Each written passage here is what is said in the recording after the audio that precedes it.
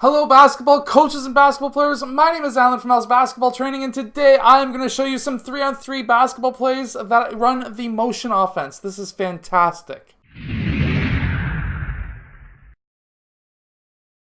So hello everyone, my name is Alan from Al's Basketball Training. If you're new to this channel, on this channel I show you basketball plays, drills, and skills. So if you like that stuff, hit that like button and subscribe. But anyways, today I am going to show you some 3-on-3 motion basketball plays. Now, if you run a 3-on-3 team, these are going to be fantastic. If you run a motion offense on your 5-on-5 team, you can use these in practice. But I'm going to go over some fantastic 3-on-3 basketball plays tomorrow that you can run in your actual 5-on-5 team practice that will help you run your plays. So make sure to tune in tomorrow as well. But anyways, today let's get down to the clipboard. 3-on-3 basketball motion offense. Let's get down to it.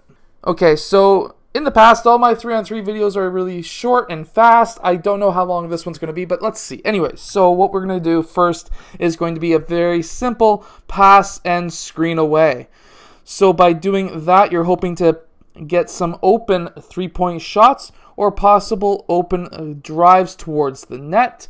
Now, if he pops up for a shot, of course, you have two rebounders going in for the layup, or for the rebound for hopefully a layup. But if he decides to cut towards the basket, if he's open, that's good. He can hit that layup. If he is not open, what's going to happen? He's going to cut back around, and 3 is going to then fill the top spot. He's going to fill out, and player 1 is going to fill out. So that now player 3 can pass to either one of these sides. It doesn't matter. But then you can run this play over and over. Whoops, screen away. And over again. Now there is always the pass and screen for, which is passing, screening for that player. He is going to use that screen. He could drive towards the rim for a nice, beautiful layup, or player 1 could roll towards the basket for a layup as well. If neither of these players are able to get their shot off, then what's going to happen is you have two different options with this. First option, player 1 just fills out, and then you can run the same motion offense or a different motion offense again. A motion offense, if you didn't know, is just a motion, or is just a play that revolves over and over and over again. You're doing the same motions over and over. Anyways, next option is instead of just popping back out, he could go and set a screen for player 3. This would be a back screen because it's on the back of the defender. And player 3 can then drive towards the basket depending on whichever way player 1 sets his screen. So if it's more on this side, player 3 could then cut baseline. If it's more on this side, then he could then go and drive or cut down the middle of the key for the layup. If that's still not open and all of this has been finished, they're just going to pop back out, and again the same thing. Now let's go over to another type of motion offense. The next type is we're going to have one post player. One post player, 2 players up at the point.